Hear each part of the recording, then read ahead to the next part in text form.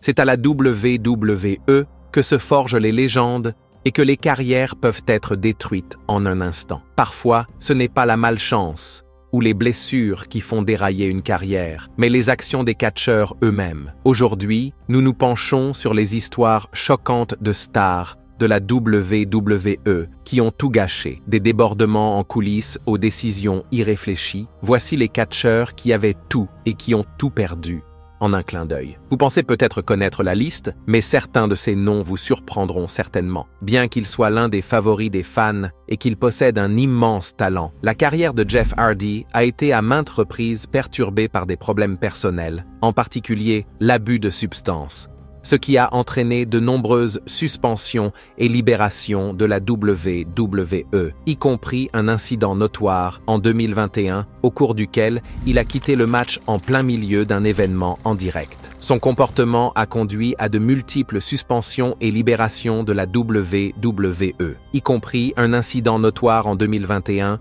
où il a quitté en milieu de match lors d'un événement en direct, ce qui a mis fin à sa dernière carrière à la WWE. Jeff et son frère Matt ont fait irruption sur la scène de la WWE à la fin des années 90 au sein du groupe The Hardy Boys. Ils ont rapidement gagné en notoriété grâce à leur style de haute voltige et de prise de risque, remportant plusieurs championnats par équipe. Jeff a également connu le succès en tant que simple compétiteur, remportant le championnat intercontinental et participant à des matchs emblématiques tels que les combats TLC. Cependant, en coulisses, des problèmes se préparent. En 2003, les problèmes de toxicomanie de Jeff ont commencé à affecter ses performances. Selon les rapports, il arrivait en retard ou manquait carrément des événements, affichait un comportement erratique et son travail sur le ring commençait à en souffrir. La WWE le libère en avril 2003 après qu'il ait refusé d'entrer en cure de désintoxication, une décision que Jeff admettra plus tard comme étant une énorme erreur. Après avoir quitté la WWE,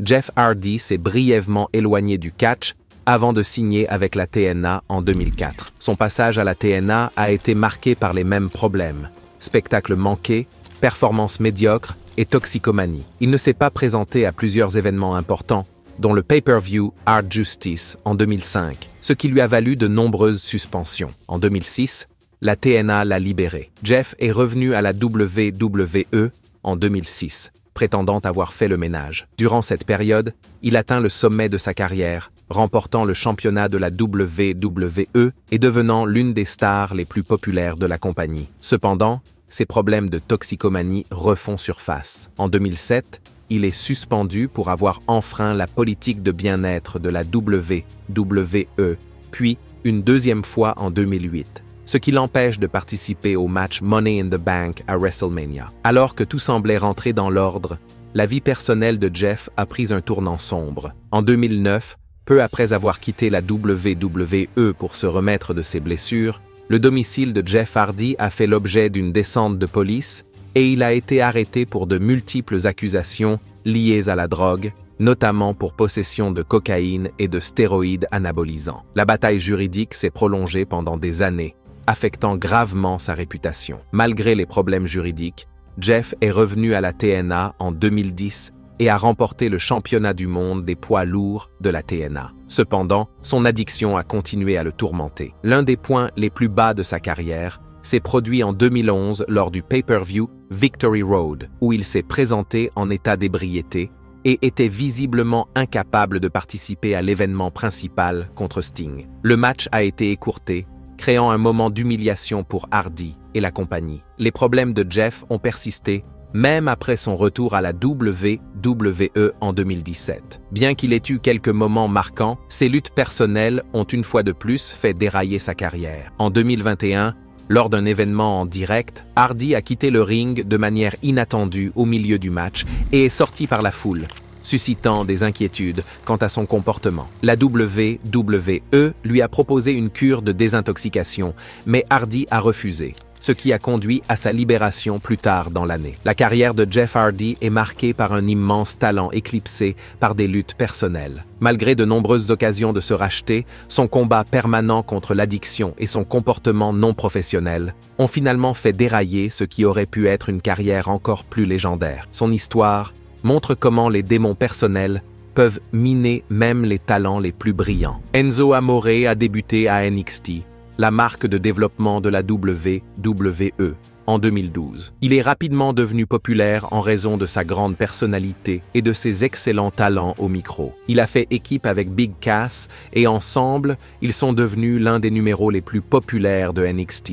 Ils étaient drôles, divertissants et excellents pour enthousiasmer la foule. En 2016, ils sont passés au roster principal de la WWE, où ils ont attiré encore plus l'attention. Ils ont concouru pour les titres de tag team et ont joué un rôle important dans de nombreux spectacles importants. Les fans ont adoré leur travail d'équipe et leur alchimie. Bien qu'Enzo soit populaire à la télévision, son comportement en coulisses pose problème. Il avait une grande personnalité, mais parfois cela froissait les gens. Beaucoup de ses collègues trouvaient qu'il était difficile de travailler avec lui, et il a fini par être expulsé des vestiaires de la WWE. Cela l'a rendu de plus en plus isolé du reste des catcheurs. En 2017, Enzo et Big Cass se sont séparés, et Enzo a été déplacé dans la division Cruiserweight dans l'émission 205 Live de la WWE. Au début, cela a semblé être une baisse de niveau, mais Enzo a fini par remporter le championnat Cruiserweight à 2 reprises. Cependant, son succès sur le ring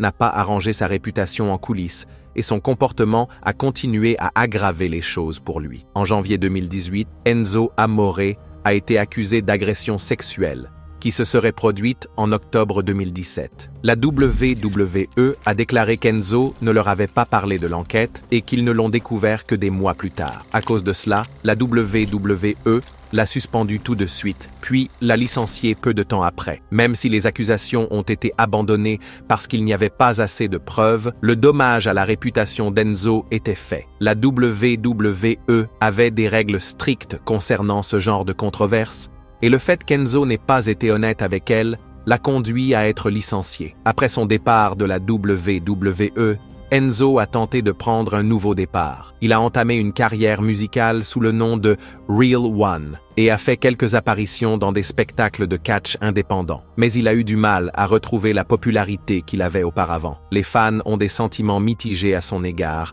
et il a du mal à retrouver le succès qu'il avait à la WWE. Les problèmes d'Enzo dans les coulisses et son incapacité à partager des informations importantes avec la WWE ont conduit à la fin de sa carrière au sein de la compagnie. Il travaille toujours dans de petites promotions de catch et dans d'autres entreprises, mais on se souvient surtout de son héritage à la WWE en raison des controverses qui l'ont entouré. Sa carrière montre à quel point de mauvaises décisions peuvent gâcher de bonnes opportunités, quel que soit le talent d'une personne. The Ultimate Warrior a commencé sa carrière à la WWE en 1987. Il est rapidement devenu l'une des plus grandes stars de la WWE grâce à son énergie débordante, à son maquillage coloré et à son style de catch passionnant. Les fans adoraient sa personnalité plus grande que nature. L'un de ses moments les plus célèbres a été sa victoire sur Hulk Hogan à WrestleMania 15 en 1990, qui lui a permis de remporter le championnat de la WWE. Au sommet de sa carrière,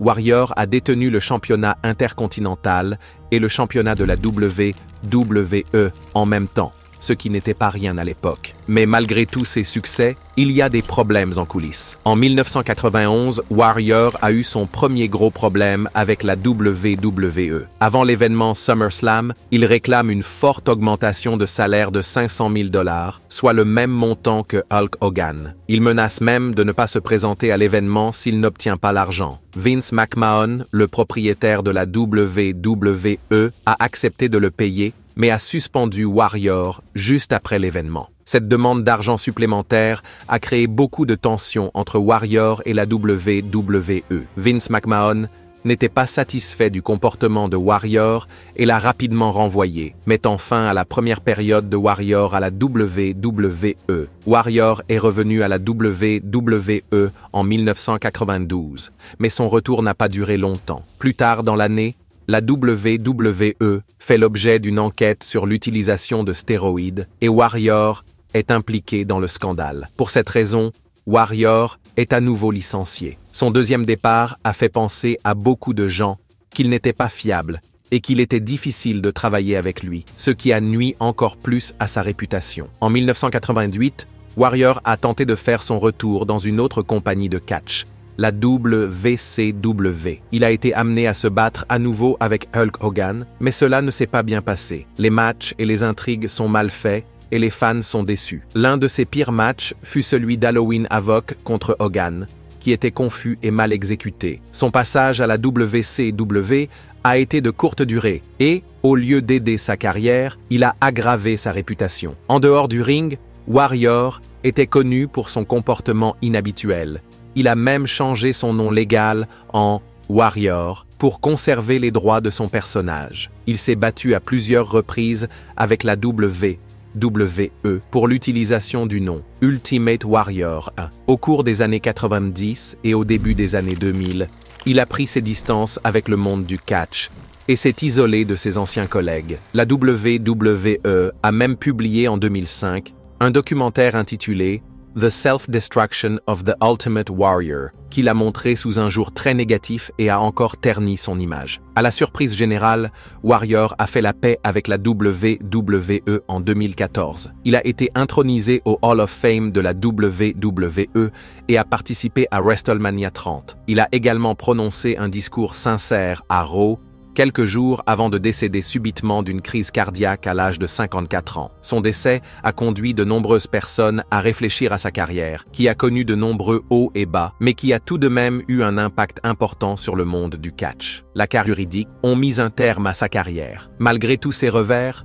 son personnage reste l'un des plus mémorables de l'histoire du catch, et son histoire est faite de triomphes et de luttes. Mr. Kennedy était autrefois considéré comme une future star de la WWE, mais un mélange de blessures, de politique en coulisses et de mauvaises décisions a conduit à la chute de sa carrière. Kennedy a fait ses débuts à la WWE en 2005, devenant rapidement populaire grâce à son charisme, ses talents de micro et sa façon unique de se présenter. En 2007, la WWE avait de grands projets pour lui, notamment celui de remporter la mallette Money in the Bank à WrestleMania 23. Cette mallette donnait à Kennedy la chance de devenir un futur champion du monde, et il était même prévu qu'il fasse partie d'une intrigue majeure en tant que fils illégitime de Vince McMahon. Mais les choses ont commencé à se gâter peu de temps après sa grande victoire. Les problèmes de Kennedy ont commencé par une blessure en 2007. On pense qu'il s'est déchiré le triceps, ce qui l'a contraint à prendre du repos. La WWE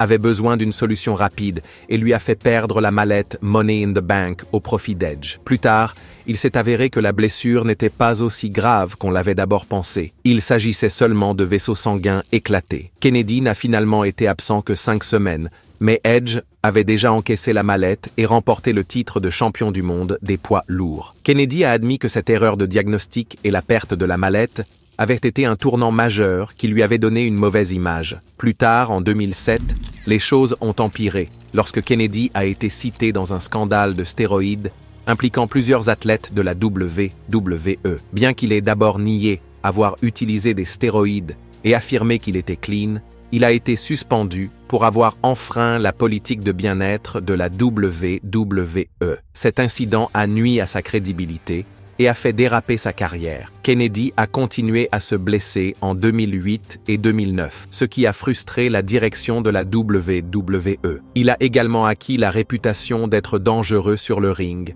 ce qui a mécontenté certains de ses collègues. La goutte d'eau qui a fait déborder le vase est arrivée en mai 2009, lors de son match de retour à Raw. Il aurait raté un mouvement avec Randy Orton, l'une des plus grandes stars de la WWE, qui s'est plaint de l'imprudence de Kennedy. Peu de temps après cet incident, Kennedy a été libéré de la WWE. Après avoir quitté la WWE, Kennedy a rejoint la TNA, où il a joué sous le nom de Mr. Anderson et a connu un certain succès. Cependant, sa carrière à la WWE est toujours considérée comme l'un des plus grands « what if » de l'histoire du catch. Les blessures, la malchance et les moments controversés l'ont empêché d'atteindre le niveau de succès que beaucoup pensaient qu'il atteindrait. Sunny a été l'une des premières divas de la WWE et une star majeure des années 90. Elle a commencé sa carrière à la WWE en 1995 en tant que manager, et sa personnalité vive a fait d'elle la favorite des fans. En 1996, elle a même été nommée la femme la plus téléchargée sur Internet, plus populaire que des célébrités comme Pamela Anderson. Elle est apparue dans de grandes émissions télévisées comme Entertainment Tonight et a contribué à attirer l'attention sur les talents féminins dans le catch. Pendant cette période, elle a joué un rôle important dans le monde du catch, contribuant à ouvrir la voie avec Shawn Michaels, ce qui a causé des problèmes avec son petit ami de longue date, Chris Candido. En 1997, des rumeurs d'abus de drogue et de drames en coulisses commencent à se répandre. Ces problèmes ont nui à sa position au sein de la WWE et, en 1998, elle a été renvoyée de la compagnie en raison d'accusations d'absence à des événements et de conflits avec d'autres catcheurs, comme Sable. Après avoir quitté la WWE, Sunny a tenté de poursuivre sa carrière de catcheuse en travaillant avec le CW et la WCW.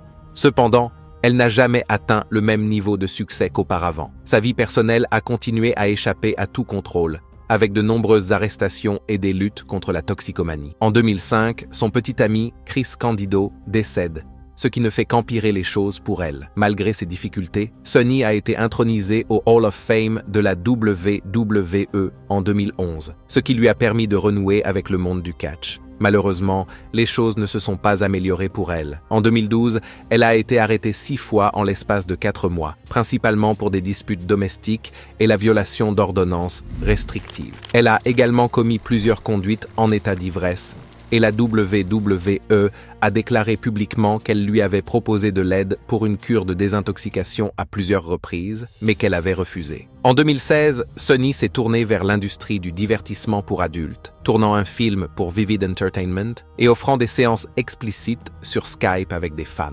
L'incident le plus grave s'est produit en 2022 lorsque Sunny a été impliquée dans un accident de voiture alors qu'elle conduisait sous l'influence de l'alcool. L'accident est mortel et Sunny est accusée d'homicide involontaire. En novembre 2023, Sunny est condamnée à 17 ans de prison. Cet événement tragique marque la fin d'une longue série de problèmes personnels qui ont détruit sa carrière autrefois prometteuse. La carrière de Sunny a commencé par un succès retentissant à la WWE, mais son héritage a été assombri par l'addiction, les problèmes juridiques et les controverses personnelles. Elle était autrefois l'une des femmes les plus célèbres de l'histoire du catch, mais ces problèmes l'ont conduite sur un chemin qui a ruiné sa carrière et sa réputation. Alberto Del Rio a eu une carrière très prometteuse à la WWE. Il a rejoint la WWE en 2010.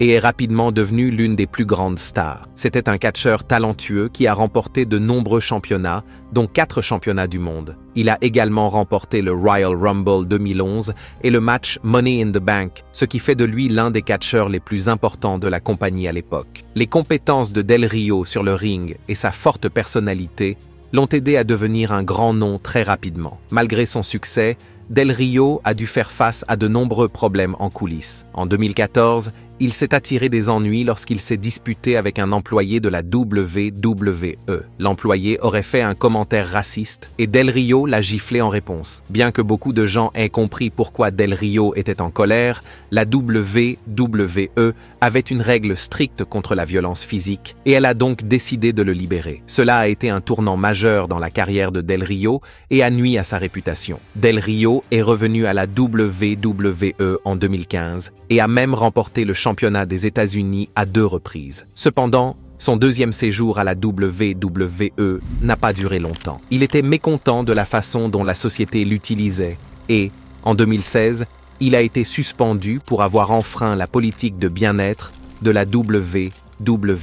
Peu de temps après, Del Rio a quitté la WWE à nouveau, se sentant frustré et sous-utilisé. Cela a marqué la fin de son temps avec la WWE.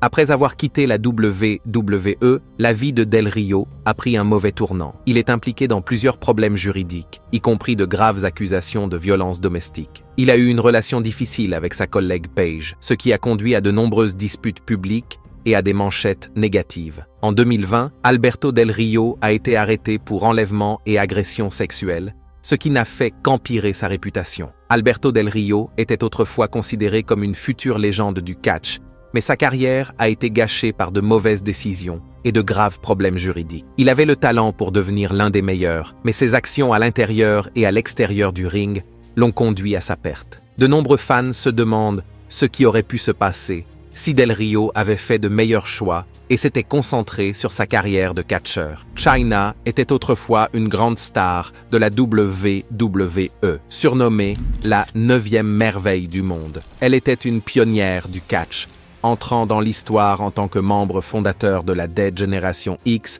et première femme à remporter le championnat intercontinental. Sa force, son talent et son charisme ont contribué à ouvrir la voie aux femmes dans le catch, et elle était aimée par de nombreux fans. La carrière de Chyna à la WWE se déroulait à merveille jusqu'à ce que sa vie privée commence à affecter son travail. Elle était en couple avec Triple H, mais lorsque celui-ci a commencé à sortir avec Stephanie McMahon, les choses se sont compliquées. Le rôle de Chyna au sein de la WWE a commencé à se réduire et ses négociations de contrat sont devenues difficiles. Elle voulait être payée comme les grandes stars masculines, mais la WWE a refusé. Ces problèmes, ainsi que la fin de sa relation avec Triple H, l'ont amenée à quitter la WWE en 2001. Après avoir quitté la WWE, Chyna a tenté différentes choses pour poursuivre sa carrière. Elle a joué dans quelques films et posé pour Playboy, mais sa carrière a pris un tournant controversé lorsqu'elle est entrée dans l'industrie du cinéma pour adultes au milieu des années 2000. Ce choix, ainsi que ses problèmes d'addiction, ont nui à ses relations avec la WWE et de nombreux fans. La WWE a pris ses distances avec elle et Chyna a eu du mal à revenir au catch. Chyna voulait réparer sa relation avec la WWE et a exprimé son intérêt pour être intronisée au Hall of Fame. Malheureusement, ses problèmes d'addiction et de santé mentale se sont poursuivis et elle a dû faire face à des problèmes financiers. En 2016, Chyna est décédée d'une overdose accidentelle, mettant fin à tout espoir de faire la paix avec la WWE. En 2019, Chyna a été intronisée à titre posthume au Hall of Fame en tant que membre de la Dead Generation X. Il s'agissait d'un moment doux amer qui reconnaissait ses contributions au catch tout en rappelant à tous son parcours difficile. L'histoire de Chyna est celle d'un succès incroyable, mêlé à des luttes tragiques. Elle a franchi des barrières pour les femmes dans le catch, mais ses défis personnels ont souvent éclipsé ses réussites. Malgré tout, elle reste une pionnière du catch professionnel. Autrefois considérée comme une future star de la WWE, la carrière de Ryback à la WWE a connu de nombreux revers en raison d'un mauvais timing et de son franc-parler. Il a souvent critiqué la direction de la WWE sur les médias sociaux, et ses blessures ont également nui à sa progression. Depuis qu'il a quitté la WWE, Ryback a continué à parler en mal de la compagnie, ce qui rend son retour improbable. Ryback est devenu rapidement populaire après son retour à la WWE en 2012. Son personnage intense, Feed Me More, l'a fait sortir du lot, et les fans ont adoré son énergie. Il a eu des matchs très médiatisés, comme défier CM Punk pour le championnat de la WWE et aider l'équipe Cena à gagner au Survivor Series en 2014. Ryback a également remporté le championnat intercontinental,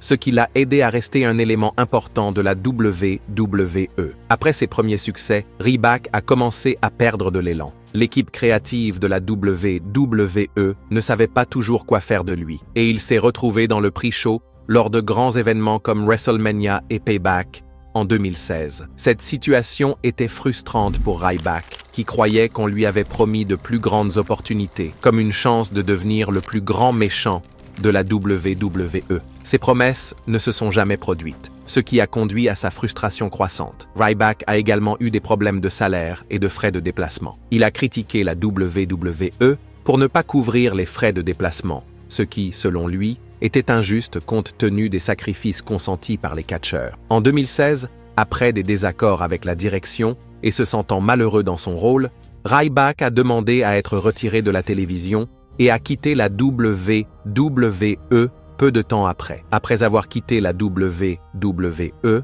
Ryback est resté dans l'œil du public, mais pas toujours de manière positive. Il a lancé un podcast dans lequel il a ouvertement critiqué la WWE et a même qualifié John Cena de poison pour la compagnie. Il s'est souvent plaint de la direction de la WWE, ce qui a nui à sa réputation auprès des fans et des autres catcheurs. Les commentaires négatifs de Ryback lors des séances publiques de questions-réponses ont également nui à son image. Même si Ryback était considéré comme une future grande star, son incapacité à contrôler sa frustration à l'égard de la WWE et ses attaques publiques constantes contre la société ont nui à sa carrière. Ce qui aurait pu être une grande carrière est aujourd'hui marqué par la controverse et l'attention négative. L'histoire de Ryback montre comment la frustration, les désaccords créatifs et les explosions publiques peuvent ruiner une carrière de catcheur prometteuse. Grandmaster Sexay, de son vrai nom, Brian Christopher Lawler, était le fils de Jerry The King Lawler, membre du Hall of Fame de la WWE. Il s'est fait connaître pendant l'ère de l'attitude en faisant partie de l'équipe de tag Too Cool, aux côtés de Scotty Too Hotty. Leurs danses amusantes et leurs gimmicks divertissants les ont rendus très populaires auprès des fans à la fin des années 90 et au début des années 2000. Le charisme et l'énergie de Brian ont fait de Too Cool l'une des meilleures équipes de l'époque. Si Grandmaster Sexay a connu beaucoup de succès sur le ring, il a dû faire face à de nombreux problèmes personnels en dehors de celui-ci. En 2001, il est libéré de la WWE en raison de problèmes de drogue et d'alcool. Ces problèmes l'empêchent d'être fiable et sa carrière commence à décliner. Il a continué à lutter pour de petites promotions et a même fait un bref retour à la WWE en 2004, mais il a de nouveau été libéré au bout d'un mois. Malgré son talent, ses problèmes personnels ont continué à entraver sa carrière. Après avoir quitté la WWE, Brian a continué à lutter pour de petites promotions et a fait quelques apparitions spéciales pour la WWE. Il s'est réuni avec Scotty Too Hotty sur l'édition Old School de Raw en 2014 et est également apparu sur NXT Arrival plus tard dans l'année. Cependant, sa vie personnelle a été pleine de défis. Il a lutté contre la toxicomanie et a eu de multiples démêlés avec la justice. En 2009, il a été arrêté 2 fois, une fois pour trouble à l'ordre public et une autre fois pour ivresse publique. Ces incidents ont nui à sa réputation et l'ont empêché de trouver le succès dans le catch. En juillet 2018, Brian Lawler a été arrêté pour conduite en état d'ivresse et pour avoir tenté d'éviter la police. Il a été emmené en prison, où les choses ont pris une tournure tragique. Le 28 juillet 2018, il a été retrouvé pendu dans sa cellule et malgré les efforts déployés pour le sauver, il est décédé le lendemain à l'âge de 46 ans. Sa mort a été déclarée comme un suicide et a profondément affecté son père, Jerry Lawler, qui a ensuite intenté une action en justice contre la prison, estimant qu'il n'avait pas fait assez pour protéger Brian pendant qu'il était en détention. Brian a souvent eu du mal à vivre dans l'ombre de son père. Jerry Lawler était une légende respectée de la WWE et Brian ressentait la pression d'être comparé à lui. Leur relation était compliquée et leurs problèmes réels étaient parfois utilisés dans les intrigues de la WWE. Brian s'est même exprimé publiquement sur le fait qu'il n'avait pas le soutien de son père. Ces luttes n'ont fait qu'aggraver ses problèmes personnels et ont ajouté aux défis auxquels il a été confronté tout au long de sa carrière. La carrière de Brian Christopher a commencé avec de grandes promesses. Il était un athlète adoré qui apportait beaucoup de joie aux fans de la WWE, mais son histoire s'est terminée par une série d'événements tragiques. Sa catch contre l'addiction, ses problèmes de santé mentale et ses démêlés avec la justice l'ont empêché d'atteindre son plein potentiel. L'histoire de Brian est un triste rappel des pressions qui accompagnent la célébrité et des dangers qu'il y a à ne pas obtenir l'aide nécessaire pour régler ses problèmes personnels. Selon vous, lequel de ces catcheurs aurait eu le plus de succès s'il ne s'était pas mis des bâtons dans les roues? Faites-nous part de vos impressions dans la section des commentaires et avant de partir, n'oubliez pas d'aimer cette vidéo et de vous abonner à Ring Rivals pour ne pas manquer les prochaines.